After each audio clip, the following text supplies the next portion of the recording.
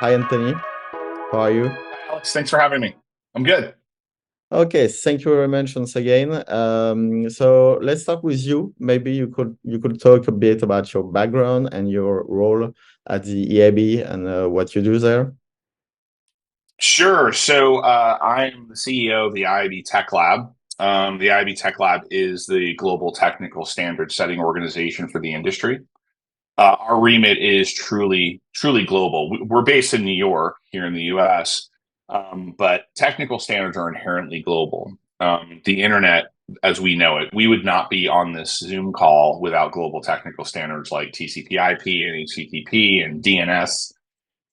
And myriad other technical protocols and standards. And those are typically set by global technical standards settings bodies. No, there's nothing different about what the Tech Lab does. So our remit is truly global, even though we're based here in the US. I've been in this industry now for going on almost 30 years. I was there in the early days of the first ad server at NetGravity and DoubleClick. I was around when people were still hard coding ads onto their page. I've really been here since I've really been in the industry almost since the beginning of it. I was at DoubleClick for a number of years, and then I helped build the original Media Math platform, I guess now in Philion, as it's been Yeah. acquired. I was at Rubicon Project, now Magnite, before they went public. So I've worked both sell and buy side within ad tech. Prior to me joining as CEO of the IB Tech Lab, I was head of digital corporate development and strategy for Nexstar Broadcasting, which is the largest local broadcasting television company in the United States. And so I was helping them on their digital transformation journey. And that's what led me here. And a big reason I came to the Tech Lab was, in part to give back. I really love this industry that I've worked in for the past almost 30 years. I've learned a lot. It's been a lot of hard work, but also a lot of fun, filled with great people that are not afraid to take risks and really push the envelope. So that was one of the reasons I took the role, was to give back. Another reason I took the role was I think the industry is at multiple crossroads. I think we're looking at multiple watershed moments in our industry, starting first and foremost with privacy. Second, with this transition from linear television to connected TV. It'll be probably the largest migration of budgets out of any one environment to a new environment over the next, I think, 10 years is about how long the transition will take. Depending on the analyst study you read, the global television industry is about 180 billion globally. That is a massive transformation to go from linear television into connected television or any sort of addressable television environment. So privacy, connected television, measurement is also going to become more challenging, particularly in this new world of privacy we live in. So a lot of storms, if you will, that represent both challenges but also opportunities for the ecosystem. So it just felt like a really momentous time. Or significant time in our ecosystem. And I love big problems, and I love solving those big problems for the ecosystem. So that was another big reason that I took the role, was, just we're in this interesting time, and very, again, existential time for our ecosystem. And I thought, who better to solve it than someone who's been here since the start? So that's how I got here. Yeah. Okay. Amazing. Perfect. So let's jump into it. You talk about CTV. We know the EAB is working hard on the OMSDK, which is quite important for CTV as well. Could you talk a bit more about this? The Open Measurement SDK, or known as the OMSDK for short, is a universal set of APIs that integrate at a mobile app, mobile web, and now CTV layer. And it was really born out of the OMSDK was really born out of an IAB event, the IAB annual leadership meeting held in the States, where I believe it was Mark Pritchard from Procter and Gamble got on stage and said, "We need We need normalized, standardized viewability metrics for the ecosystem. And if the industry doesn't figure this out quickly, you will no longer get Procter and Gamble dollars. So the industry responded quickly to that. And that's the purpose of the Open Measurement SDK. So when the industry started to actually establish things like viewability metrics, there was no normalization or standardization around those data sets. What did it mean to be viewable? Like what is that standard? And then how is that measured? And the Open Measurement SDK does exactly that. It is a normalization and standardization layer for all sorts of viewability and just general measurement metrics, right? This way everyone is speaking the same language, if you will. Think of it as like a translation layer for different forms of measurement. We started a mobile app, quickly moved to mobile web, and then we moved to desktop web, if you will, and now we've released it for CTV. It's available for iOS and Android TV. It's soon to be launched for LG and Samsung environments this year. That'll get released in Q4. We're looking probably end of October, early November is when we'll release it for those two platforms. And then we've got ongoing plans next year to release it for a few other television environments as well. But that was the purpose of it. And there's been ancillary benefits by having the centralized SDK. If you are a media company, or if you're any vendor in the programmatic ecosystem, or just the digital media ecosystem, the beauty of the Open Measurement SDK is it gives, and the beauty of it for publishers is that it gives measurement vendors one integration point to integrate. So if you are IIS, if you are Double Verify, if you are Moat, if you're any sort of measurement vendor, you can integrate with one API, which really makes engineering and operational issues a breeze for publishers. So it's one integration point versus having to integrate uniquely with upwards of 10, 12, 15 different vendors. They just integrate to one standardized global set of APIs, which I think saves a lot of time and money, frankly, for both parties, right? Because the OM SDK, it's published, it's well documented. You can come to the Tech Lab if you have questions about it. As a vendor, but then as a publisher, you're like, yeah, just go integrate with my Open Measurement SDK, which is standardized. Most of the measurement companies work on the OM SDK working group or the commit group, so they help develop the OM SDK, so they're familiar with it. So it really streamlines integration with various measurement vendors, and it standardizes and normalizes the data set. So everyone's looking at the same data set when it comes to measurement. And that's the beauty of the OM SDK. It's now been adopted by over 150 companies worldwide. It's on over 3 billion devices globally. More than 60% of the adoption of the OM SDK has been international. It's not even the US. I think last count, I think 65% of the OM SDK deployments are not in the United States. They're international integrations. So truly a global framework for measurement is what the Tech Lab has created. Amazing. Okay. At AdLeaders, since we are as well a measurement third party, we're really advocating for OM SDK and speaking about it around us because we think it's important. And today, from your perspective, do you think the industry is following enough? I mean, it can be slow sometimes, for such a big industry to get in line and to adopt standards. Do you think there's things the industry could do more to standardize itself, or maybe pushing for more processes and standards, or is it enough? That's a great question. What we can start where we left off with the OM SDK.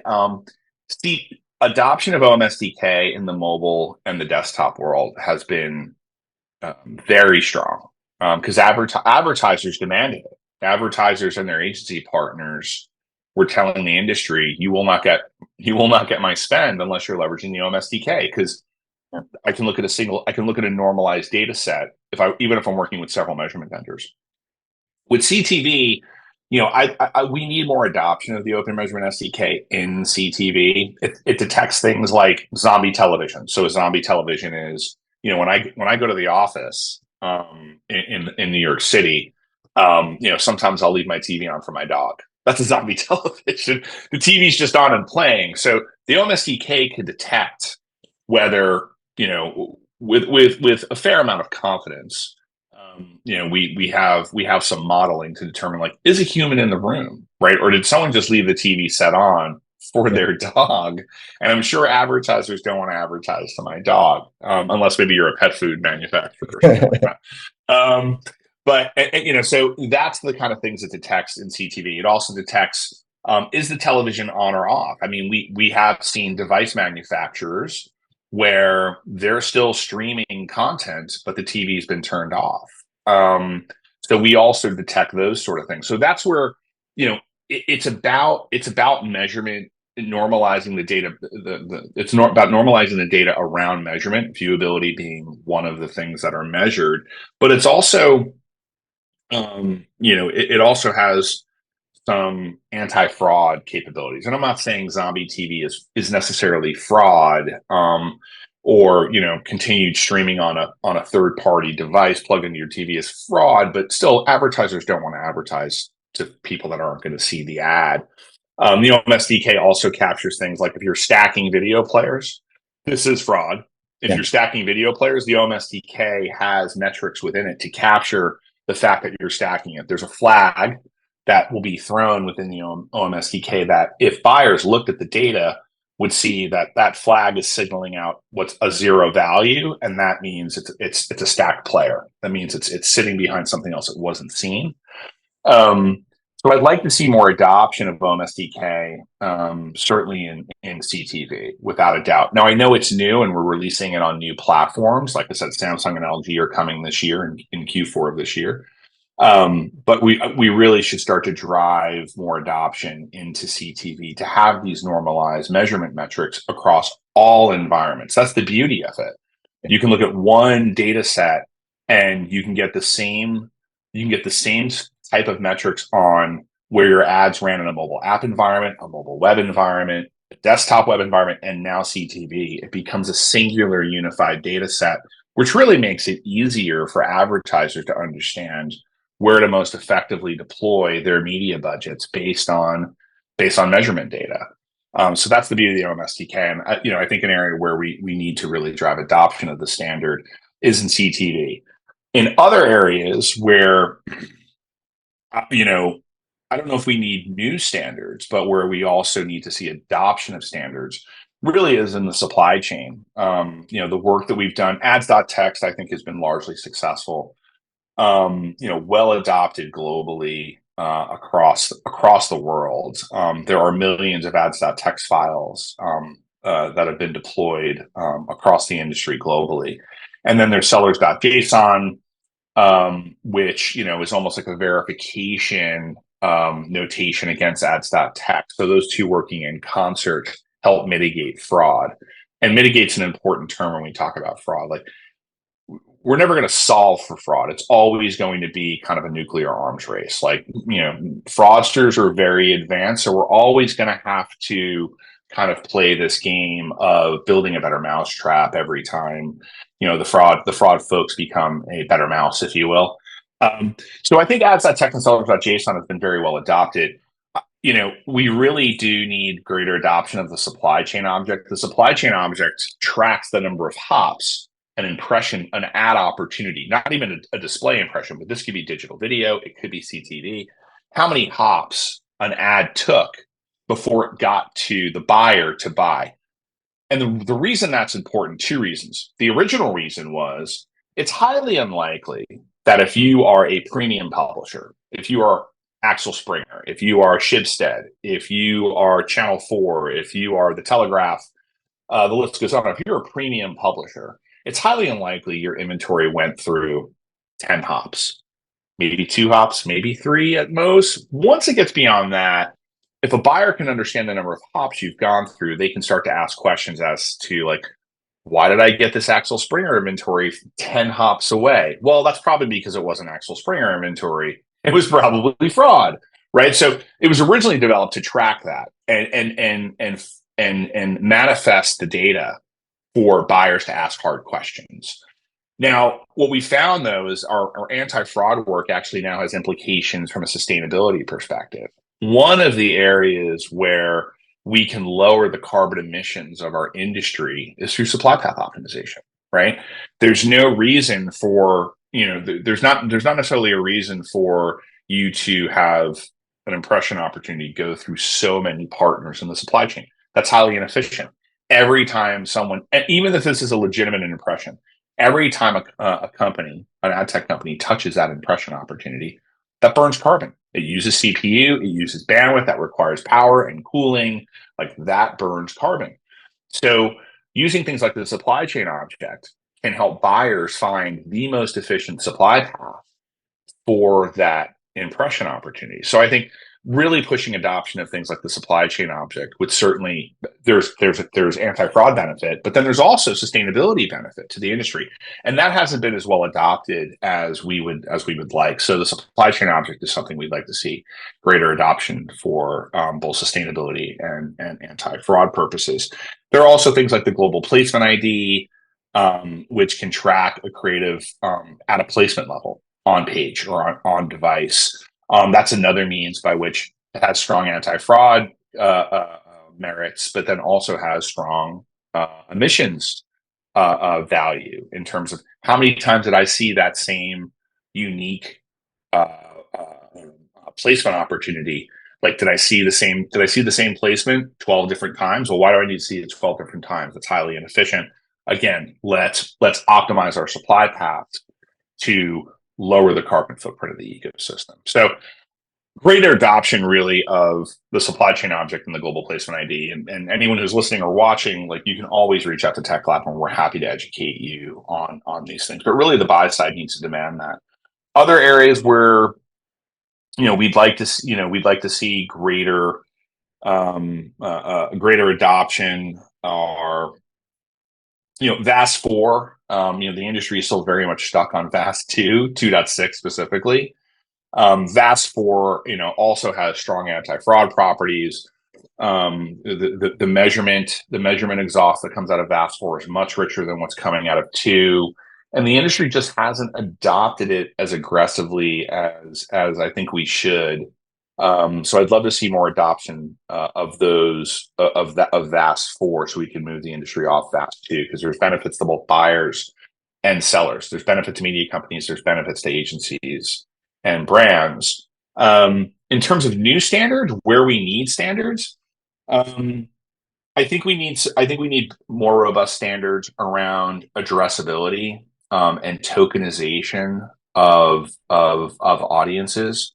From a using a privacy by design approach to that, I think we need more standards around the intersection of consumer privacy while maintaining an addressable digital advertising ecosystem. And the industry has seen that in our work around data clean rooms, which I know we're going to talk about in a moment.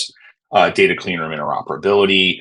We launched the Privacy Enhancing Technology Working Group at the beginning of last year. Last March, we launched the Privacy Enhancing Technology Working Group, and we continue to push forward in PET concepts like differential privacy and secure multi-party compute. And that's a means by which you can tokenize, for lack of a better term, tokenize audiences, but in a way that is very data secure, and very private. It becomes very difficult to reverse engineer something that's gone through a secure multi-party compute process or a differential privacy process. It's very difficult to reverse engineer that back to an individual. And any and all PII is effectively scrubbed and destroyed during a proper privacy enhancing technology process. So we're going to continue to work on standards that address the cross section of addressability and privacy. So that work will be ongoing for quite some time. Our data clean room standards are going to evolve, and I know we're going to talk about that in a minute. But that's an area we're going to continue to invest in. I think addressability across all television environments, that's something that we're heavily invested in. We launched our advanced TV initiative November of last year. We assembled the advanced TV commit group, and that really is it's a who's who of the television ecosystem. In summary, the goal of the advanced TV initiative at Tech Lab is to make all television environments addressable, not just connected TV, satellite, cable, over the air broadcast. How do we create a universally addressable framework for all of those environments? Because as I mentioned earlier, I think the transition from linear television to truly moving the bulk of the audience and therefore the dollars and the media budgets over to CTV, I think that's a 10-year evolution. I think that's going to happen over 10 years. I think a lot of us in the digital industry are naive if we think linear television is going to transition overnight. Multi-billion-dollar industries don't move that quickly. It just is going to take time. And there is still a strong, I mean, even though there's been cord cutting, you're constantly reading about the articles around cord cutting in the US and in Europe and other parts of the globe, there's still massive audience in linear television. So we look at the Advanced TV Initiative and in making every television environment addressable, we look at that as a bridge to where eventually this will go. We'll eventually all go to streaming at some point, but I think that's a decade away. And I think it's incumbent on the Tech Lab to create some form of universal addressability framework for all TV environments to facilitate that transition. So that's an area that is in desperate need of standards, and that's what the Advanced TV Initiative at Tech Lab is focused on, and that's what the commit group that we assembled is also focused on. I would love to have some European television companies join that commit group. We don't have any European companies on that commit group. So anyone who's listening, reach out to me, Tony at IABTechLab.com, and we're happy to involve you in these initiatives. We really do need European feedback on these standards if we intend to have them adopted globally. So those are just some of the areas where existing standards I'd like to see greater adoption, and then what are other parts of the ecosystem that need standards? Yeah, we'll share the word because it's true that in Europe as well, the linear TV business is experiencing a lot of changes as well. So, and as you said, to create new standards for CTV and for TV, it's better now than later because I think it's, the CTV business, in my opinion, is that it's paramount of novelties and experiences and new products that are being shipped on a regular basis today. So yeah, it's quite a big topic. Amazing. We talk a lot about standards and measurement. There is another big issue today, which is the attention economy and attention measurement. And we wanted to know what is the point of view of the IAB Tech Lab on this as of today. I think the attention economy and metrics around attention are really interesting. It's amazing that as an industry we've gotten to this level of scrutiny or detail. It does need standards. I think what those standards, I think we're very early in attention measurement. But I think it does definitely need standards and normalization around metrics, like what are valid attention metrics. And Tech Lab's role here is to, I think, defining what valid attention metrics are. I think that's the role of the IABs, not necessarily the Tech Lab. Like, those are business discussions, those are business agreements. So, here in the US, that would be the IAB US, convening constituents across the US to define that. In Europe, it would be IAB Europe and the local IABs, really convening the business leaders in the European market to define those. Tech Lab's role would then be to, okay, you've defined them. Here's how we now quantify those. Here's how we normalize that, and here's how we ensure that's captured consistently um, in the ecosystem. Um, so what kind of models come out of that? Is it probabilistic? Is there a deterministic approach to those models? I think it's too soon to say.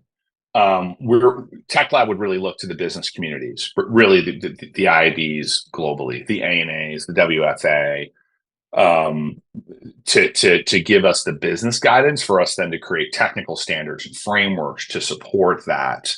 So I wouldn't say we have a position on what approach is better. We would look to the business community to give us the market requirements. We would then, and this is how Tech Lab works. This is how Tech Lab works with any new standards or any new initiatives.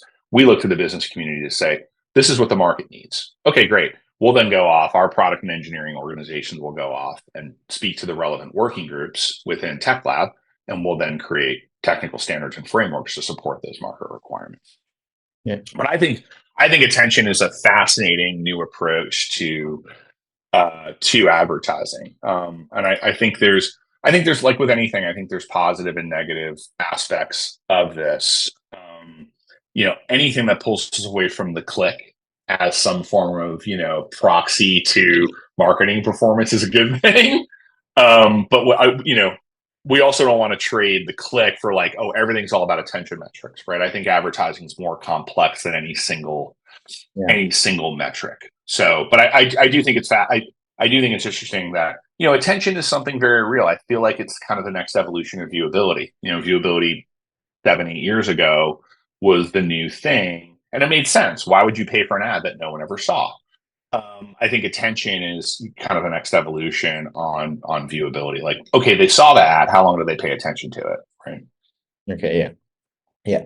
I ask you this because attention as others new metrics are seen as a new way of understanding inventory quality in the coming cookieless era. And so that's why I ask you this to jump to my next subject, which is the cookieless era, which is coming really fast. And to be quite honest, with the discussion I can have with many customers, partners, and tech leaders, it's like still really blurry for many advertisers. I mean, I was saying the other day on social media, talking with someone, like it feels like most advertisers and advertising professionals at big agencies are like standing at the edge of a cliff and waiting to see how they will fall. And so the question is, what's your take on this, on the coming cookieless context, and the work you've been doing on DCRs and other solutions to make this situation more pleasant for all of us? That's a great question. Any advertiser or agency or anyone listening to this, I am here to tell you, cookieless is coming. Like we will be in a world without cookies at some point. Google Chrome has been steadfast in maintaining their Q3 Q4 their Q3 Q4 date of next year. I will say this, and I've told Google this as well. I think it's terrible timing. I think it should push to Q1 2025. I think, as we all know, globally, our industry's biggest time of the year is Q4. So I think the timing is terrible. I think it should move to Q1 of 2025. That said, it's going to happen. So anyone who thinks that it's not going to happen, it's going to happen. Whether it moves to Q1 2025 or not, we are looking at a cookieless future without a doubt. The work we've been doing in that area are several fold. We've got myriad initiatives that we've done in the area of this new paradigm around addressability. We released seller defined audiences, about 15 months ago. Seller defined audience is a new means. It's a tokenless, it's an ID less solution to audiences that buyers can then buy, and a buyer and a publisher can come together and create some definition of we called it seller defined audiences, but buyers can work in partnership with their media partners to define what does a new homeowner look like? What are the variables that go into that? People often think seller defined audiences, or SDA for short, is just some variation on contextual. It's not. Contextual could be a part of the signal. It could be some form of contextual data, other first party data that a publisher may have, a media company may have at their disposal, email address, home address, other data they may have access to. And you can create effectively a tokenless solution around audiences that buyers can then buy off of. And again, that can come as an agreement between buyer and seller. These are all the things that a new homeowner is comprised of on publisher A. If the buyer says, great, anytime you see that signal on your site, let me know that that's come through and I'll buy against it. So there's seller defined audiences is one thing we've worked on. Another thing that we're working on that we released earlier this year was our data clean room standards and our data clean room interoperability standards. That wasn't even on our roadmap last year. It really came out of conversations we were having in the industry at events, whether it was Programmatic IO here in the US, or it was Cannes or Demexco in Europe. Demexco is going on right now. Or whether it was an IAB Europe event. We were talking with publishers, we were talking with advertisers, we were talking with agencies, and there was no clear standard definition of a data clean room and what you should expect from your data clean room. There were a lot of companies running around claiming to be data clean rooms that weren't data clean rooms. So that's why we published those. That's why we published those standards. Furthermore, we developed the Open Private Joint and Activation Standard, OPJA, as a technical standard for clean room interoperability. Not everyone's on the same clean room. One person could be using clean room vendor A, someone could be using clean room vendor B. How do those two work with one another in a way that is data secure and privacy first? So that's really what our clean room interoperability standards also focused on. So between seller-defined audiences and our data clean room standards and interoperability framework in open, private, joint, and activation, those are some of the areas that we've really worked on from a cookieless perspective. We have also, and we'll be announcing this, we'll be issuing PR on this next week. So depending on when your listeners get this will either be new news or old news. We launched the Google Chrome Privacy Sandbox Task Force within Tech Lab. So we have convened, the Chrome Privacy Sandbox team has graciously presented to the Tech Lab board now several times. We've brought it to the Tech Lab board, and I will say the Tech Lab board is probably the best board in the industry, bar none. These are some of the best and brightest we have. They're product and engineering leads, CTOs, chief product officers, head of ad operations, highly analytical. So Chrome is presented now several times to the Tech Lab board. We then assembled the Privacy Sandbox Task Force for all Tech Lab members to join to do a gap analysis of, in this new world of a cookieless browser, and Chrome having about 65% market share globally. This is a sea change in how this industry will operate. And I would urge everyone listening, if you are not versed on the Privacy Sandbox and how that is architected and how they're designing it, you need to, because this is going to fundamentally change how a multi-billion-dollar global digital advertising ecosystem functions. These are significant changes to the browser, to the largest browser, to the largest browser on the planet. So the Global Privacy Sandbox Task Force role is to do both a technical and operational gap analysis of what are the use cases that the Privacy Sandbox, where does it work? Where does it not work? Where do we see design issues, design flaws in terms of what use cases it will support and what use cases it won't support? So that's what we're working on. Those are some of the things that we're working on from a cookieless perspective. We intend to publish a paper by the end of the year with our analysis of the Privacy Sandbox that we're going to share with the industry. We're going to publish it publicly. Everyone will have access to it. I have to say, Google's been, a really good partner in terms of being, we've scrutinized them tremendously over the past several months, and they've been very transparent with us. Even if it's answers that we as an industry may not like, they've been very direct with us. So that's where those are some of the things we're working on from a cookieless perspective. We are looking at things like publisher curated audiences. That's been brought to our attention by several European constituents, potentially for adoption at the Tech Lab to evolve that concept. So that's something we're also looking at as well. And then, we are rolling out an ID solutions guide, basically best practices in terms of how you would use various ID solutions, whether those be deterministic or probabilistic ID solutions or some blend between the two.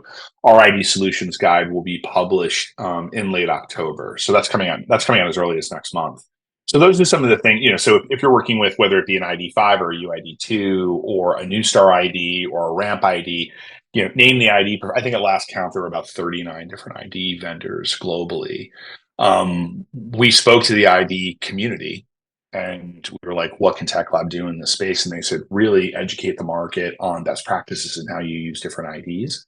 So that's what the ID solutions guide that we have coming out in October is going to do. Okay, amazing. I think you answered all the questions that we had. Maybe you have a last message you would like to share with our audience about something. You already did during the interview, but maybe there's one last thing you would like to say. Yeah, look, what I would say to all listeners, engage with us. The Tech Lab is only as strong and only as effective as its members. I genuinely mean this. Like, engage with us.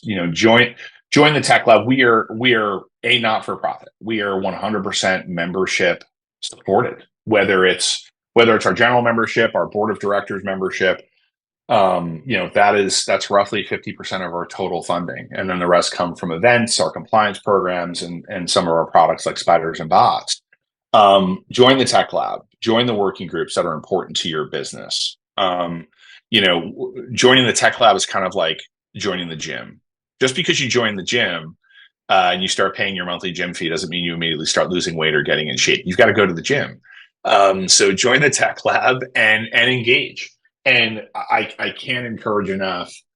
We need and want more international input. I think we've got a very robust group of international members without question, but we need more. We need more. Like I don't have my finger on the pulse every day of the French market, the German market, the Indian market, the Australian market. Like, I get that from our members. We work very closely with IAB Europe and the local IABs, but there's nothing better than getting input into the standards we're developing directly from the marketplace. So that's what I would say to your users.